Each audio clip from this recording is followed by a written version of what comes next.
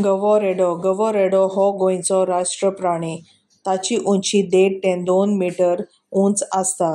ताचें वजन 100 ते 150 किल आसता. गोंयच्या गव्या रेड्याच्या कपलाचो आनी पांय दोंपरां सकयल धवे आसता.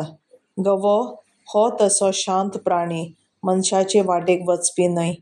ताचें जेवण पालो आनी तण, पूण तो खूब शक्तिवंत.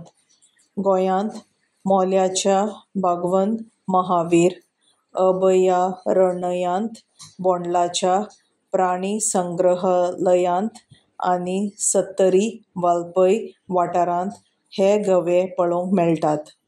गवो रेड्याच्या शिंगांनी आनी भुजांनी इतली शक्ती आसता की तांच्या भरिल्ली बस नेटान धुकलपाक जाता. गवो रेडो 30 वर्सां जियेता. गवो रेड्याच्या चलपाचो आवाज वा तांच्या धांवपाचो आवाज रानांतले जमनीर कांपणां निर्माण करता. ह्या कांपणां खातीर हेर जनावरांक सादूर रावपाचो संकेत मेळटा.